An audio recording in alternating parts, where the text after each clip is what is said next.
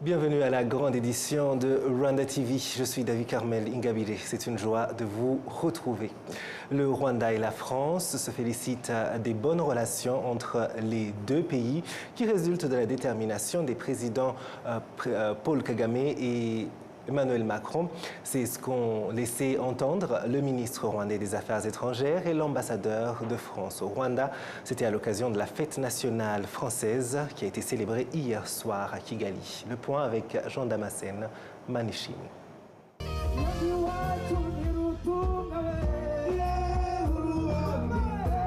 La réception du 14 juillet, la 4e organisée à la résidence de France à Kigali depuis 2022, reçue par plusieurs grandes personnalités, a été une occasion pour l'ambassadeur Antoine Amfré, enfant de mission au Rwanda, de faire le bilan des relations entre le Rwanda et la France ces dernières années.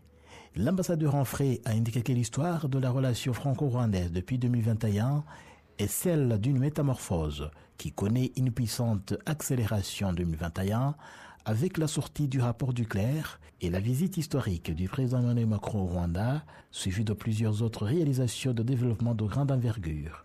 L'on citerait entre autres l'ouverture à Kigali en octobre 2021 du bureau de l'Agence française de développement dont le portefeuille s'élève à 500 millions d'euros d'engagement sur la période 2019-2023 et à 400 millions d'euros pour la période 2024-2028 dans les secteurs de la santé, de l'éducation et de l'environnement.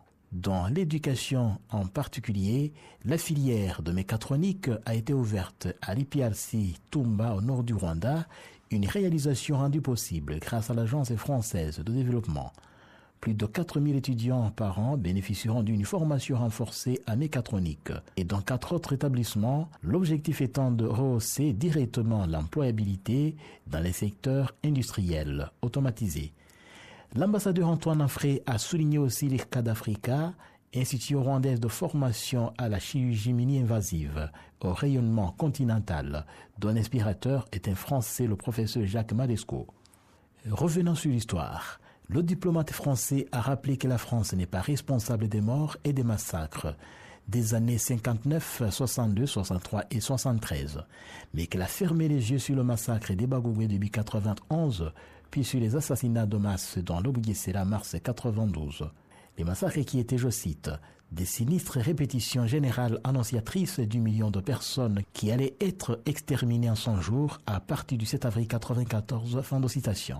Et à lui d'ajouter ce constat sur France qui non seulement a fermé les yeux, mais qui a soutenu un régime préparant un génocide. Je l'ai fait dès 91 avec quelques autres, notamment le colonel Gagnier et le général Varé. Reconnaître ses responsabilités et essayer de réparer n'efface pas les souffrances, mais c'est une manière de rendre hommage à toutes celles et à tous ceux qui ont été assassinés dans des conditions abominables, a martelé l'ambassadeur Antoine Amfré. Il a également rappelé les avancées sur le front de la mémoire, avec entre autres la réalisation prochaine au cœur de Paris, en bord de la Seine, d'un monument qui permettra aux Français, aux Rwandais vivant en Europe et à tous les visiteurs de la capitale de se recueillir et d'honorer les victimes du génocide perpétré contre les Tutsis au Rwanda. Parlant de la justice, l'ambassadeur Antoine Amfré est revenu sur les procès organisés en France contre les présumés génocidaires qui y sont installés. Pour rappel, la France a condamné 8 Rwandais pour génocide. Pascal Simbikangwa, Octavien Ngenzi et Tito Barahira, Claude Muhaimana, Laurent Boukibaruta, Philippe Hategekimana, Sostene Munyemana et le docteur Eugène Rwamouyo. Et à l'ambassadeur Antoine Amfré de conclure, face au défi de la paix dans cette région, la France reste mobilisée et déterminée à soutenir les efforts visant à consolider la sécurité et la stabilité régionale. S'exprimant pour l'occasion, le ministre rwandais des Affaires étrangères de la coopération internationale, ambassadeur Olivier Nduhungirehe, a salué les relations dynamiques de coopération entre le Rwanda et la France, notamment dans les domaines de l'éducation, de la santé et d'autres projets de développement. Il a également annoncé que le Rwanda se prépare avec enthousiasme à accueillir en novembre prochain la conférence ministérielle de la francophonie. Le Rwanda et le Turkménistan ont annoncé l'établissement officiel des relations diplomatiques marquant le début d'un nouveau chapitre de coopération bilatérale et d'engagement mutuel. La cérémonie officielle de signature du communiqué conjoint des deux gouvernements s'est tenue lundi au siège des Nations Unies à New York. Elle a été signée par l'ambassadeur Martin Ngoga, représentant permanent du Rwanda auprès des Nations Unies, et l'ambassadrice Aksoltan Ateva, représentante permanente du Turkménistan. À l'issue de la cérémonie, l'ambassadeur Ngoga a exprimé sa gratitude à son homologue turkmène, déclarant qu'il se réjouissait du renforcement des relations bilatérales entre les deux nations. Les deux pays ont affirmé leur engagement à travailler en étroite collaboration dans le cadre des Nations Unies afin de relever les défis mondiaux communs, y compris leur participation active à la 3e conférence des Nations Unies sur les pays en développement enclavés qui se tiendra à Awaza au Turkménistan. Vous suivez la grande édition sur Rwanda TV.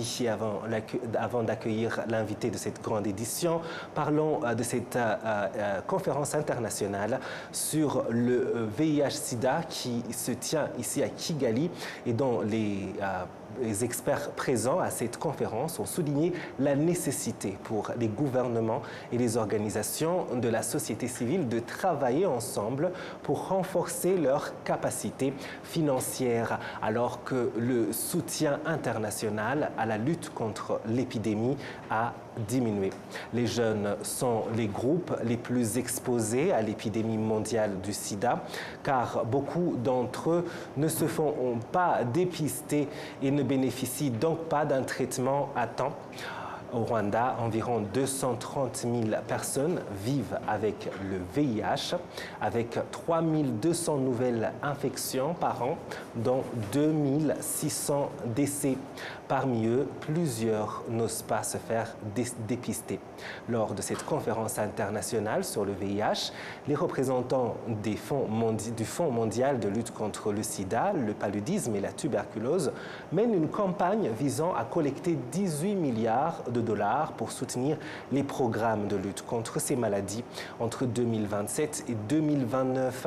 Cette campagne vise à sauver la vie de 23 millions de personnes et à prévenir de nouvelles infections. En 2024, le Rwanda figurait parmi les 5 premiers pays au monde à avoir atteint l'objectif de 95% de personnes infectées informées, 85% de personnes infectées traitées et 85% de personnes infectées ayant réduit la propagation du virus.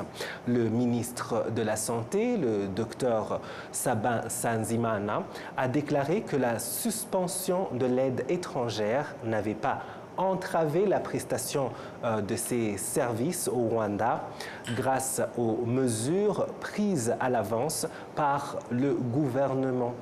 Lors de cette conférence, le Rwanda a été reconnu en raison du fait que le taux d'infection dans le pays est désormais de 2,7% chez les 15-49 ans et de 0,5% chez les enfants de 0 à 14 ans. 99% des femmes atteintes infectés sont accompagnés pour donner naissance à des bébés séronégatifs. Cette conférence internationale de 5 jours sur le VIH a réuni plus de 3000 personnes et fait suite à celle qui s'est tenue en Allemagne en juillet de l'an dernier. L'année prochaine, la conférence se tiendra au Brésil.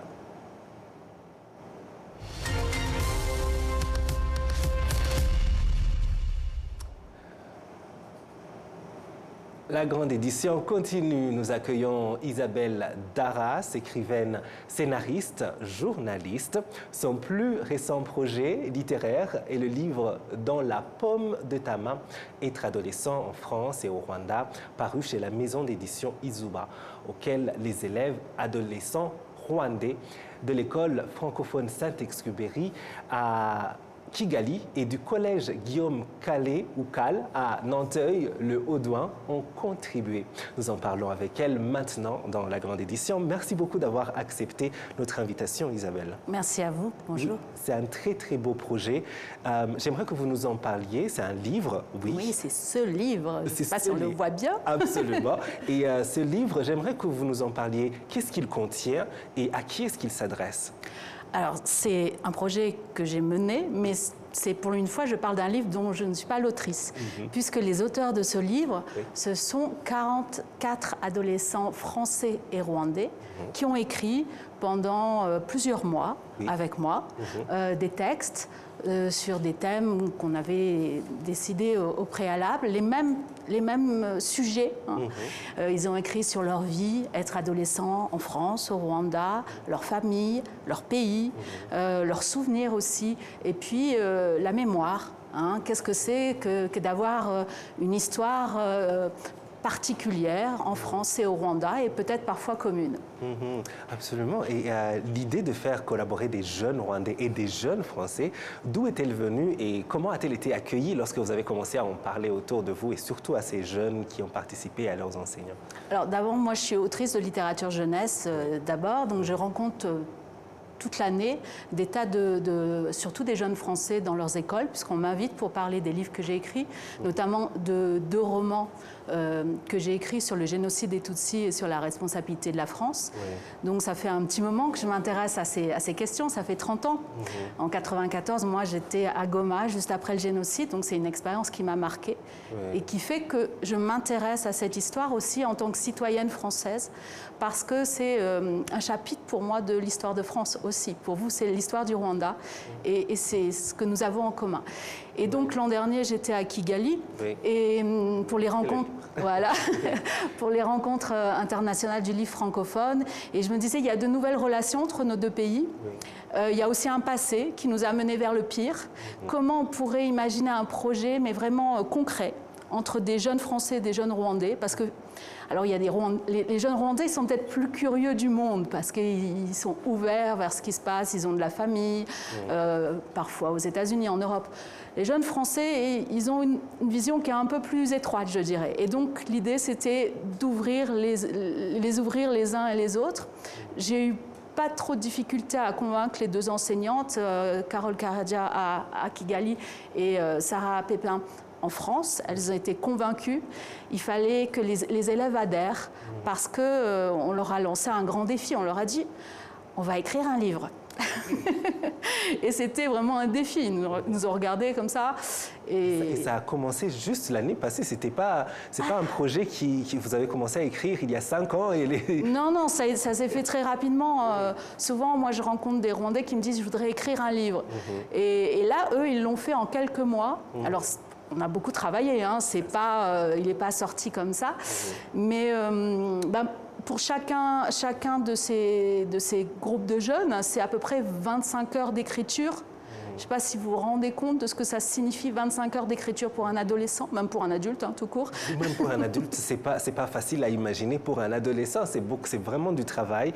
Et je suis sûre qu'on aura l'occasion peut-être de parler avec certains de ces jeunes auteurs. Comment s'est passé le processus d'écriture? Si vous pouvez nous emmener un peu dans ce qui se passait, des anecdotes peut-être. Et aussi, qu'est-ce que vous avez tiré de cette expérience personnellement? Alors, d'abord, moi, quand j'arrive, je rencontre ces jeunes, ils ne me connaissent pas forcément. Il faut donc que je leur explique qu'ils peuvent me faire confiance. Parce qu'en fait, écrire, ce n'est pas quelque chose qui est réservé à quelques-uns. On est tous capables d'écrire. Mais ce qui fait que ce qu'on va écrire est intéressant, c'est qu'on va y mettre de soi. On va aller puiser en soi. Et ça, c'est très, très dur. Et je leur ai dit, pour vous, ça va être difficile, mais c'est difficile pour n'importe qui. Et plus vous irez en vous-même pour essayer de mettre des mots sur des émotions, des souvenirs, plus le livre sera beau. Et c'est ça qui est incroyable, c'est que ils se sont engagés dans ce projet. Moi, je trouve ça c'est beau quand on s'engage dans quelque chose. Et parfois, ils me disaient, Madame, regardez, lisez, est-ce que c'est bien? Alors je lisais, puis je disais, je crois que tu peux encore mieux faire. Et c'était comme ça tout le temps. Et parfois aussi, il y avait, parce que par exemple, les jeunes Rwandais racontent comment ils ont découvert, par exemple, le génocide et parfois ils n'en ont pas parlé beaucoup autour d'eux. Oui. Ils m'ont dit à la fin, c'était la séance la plus difficile. Oui. Et quand même, à la fin du projet, je leur dis, vous avez vraiment aimé ces ateliers ? Ils me disaient oui, mais c'est pas possible, c'était dur, c'était vraiment dur, je vous lâchais pas. Et ils disaient oui, mais maintenant, on a l'impression qu'on a progressé.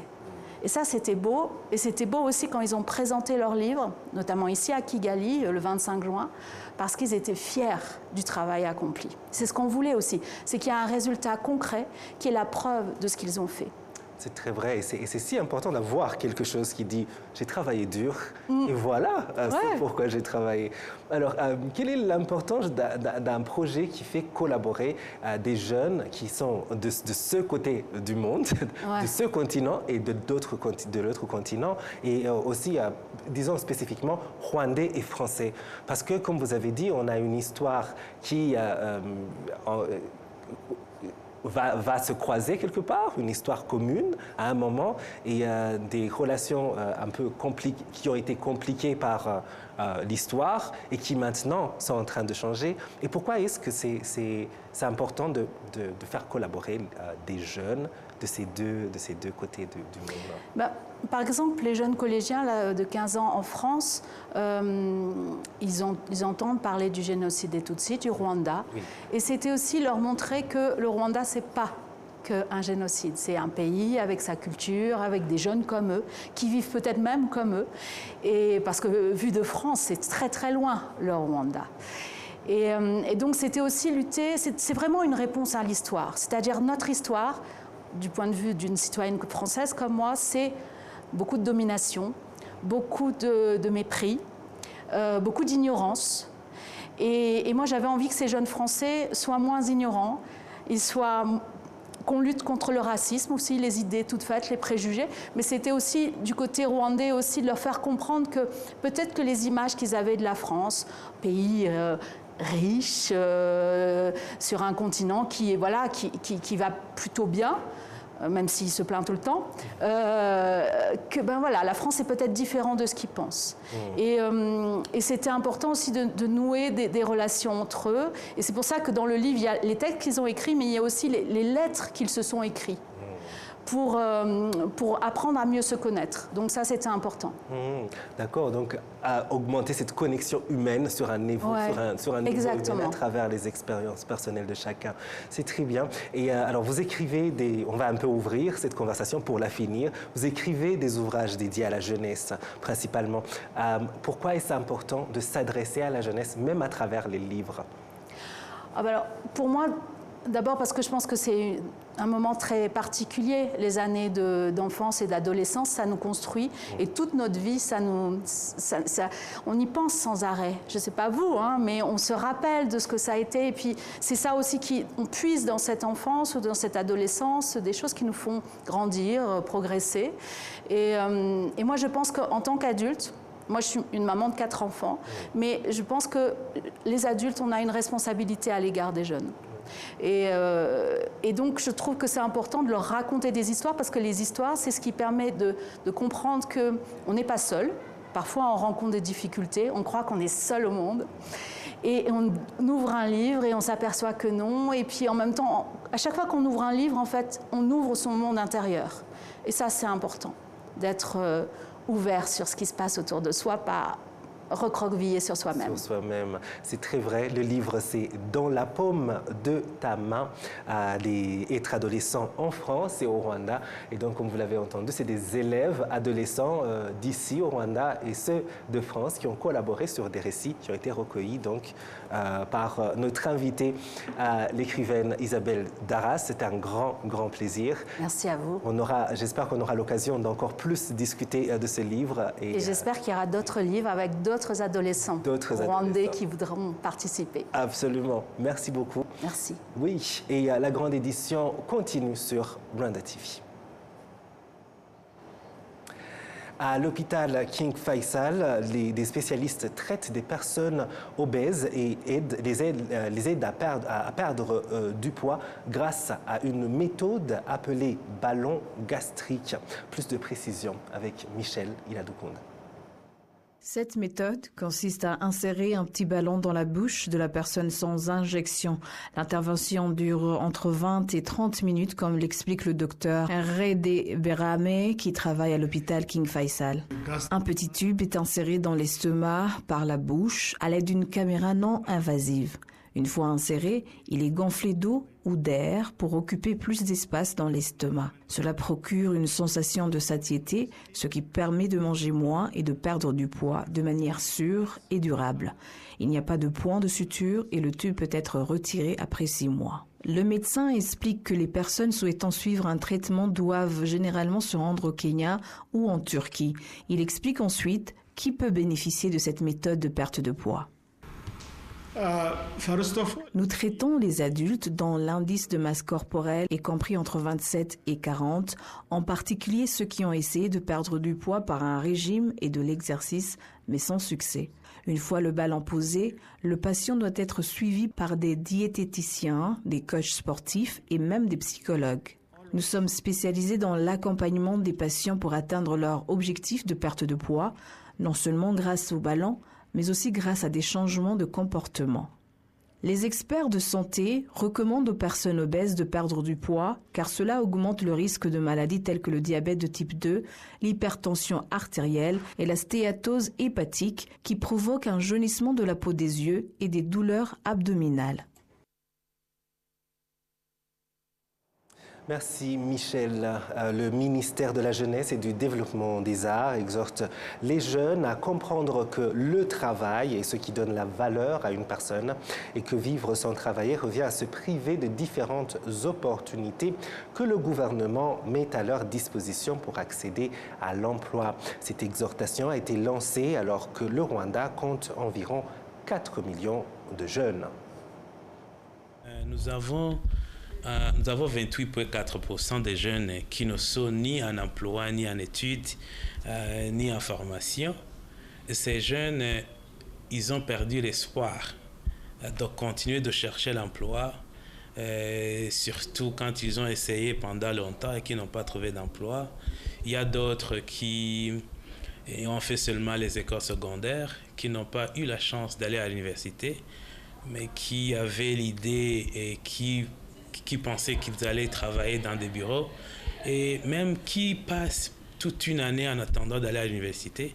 Et ces jeunes ne veulent pas aller chercher l'emploi, que ce soit l'emploi qu'on utilise les mains, le travail pratique, mais ces jeunes restent à la maison et ça constitue un problème de la communauté, un problème de la société. C'est pour cette raison que notre pays, le gouvernement, continue à prendre ce groupe de jeunes comme un problème sérieux.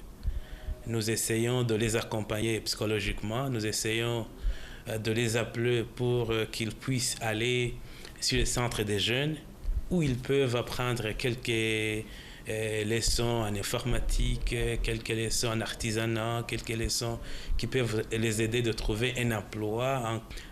Nous travaillons ici avec aussi notre partenaire comme les secteurs privés pour employer beaucoup de jeunes, qu'ils soient des jeunes qui ont terminé l'école secondaire, qu'ils peuvent aller dans un secteur privé et puis dans une industrie. Ils travaillent comme des stagiaires, mais après, ils sont employés par après. Nous voulons aussi leur demander aux jeunes de toujours aller sur les websites comme ingazi.rw. C'est la plateforme qu'on a mis ensemble avec l'UNICEF qui aide aux jeunes qui sont à la maison de continuer à étudier beaucoup de leçons en digital, online. Et puis, il y a aussi des opportunités que nous essayons de mettre sur cette plateforme-là d'ingazi.rw. Quand nous continuons à chercher des emplois pour tous les Rwandais, même ces jeunes aussi vont en profiter. Et nous appelons aux parents et aux autres éducateurs de continuer à mobiliser ces jeunes que rester sans emploi, ne pas chercher l'emploi, ce n'est pas une chose à continuer à célébrer. Il faut qu'on ait à faire, il faut qu'on essaie de continuer à étudier, il faut qu'on trouve quelque chose qu'on peut travailler pour se faire valoriser dans la communauté. Et voilà, nous arrivons à la fin de cette grande édition. Merci de nous avoir suivis. Je remercie toute l'équipe qui m'a aidé à la préparer. Au plaisir de très bientôt vous retrouver.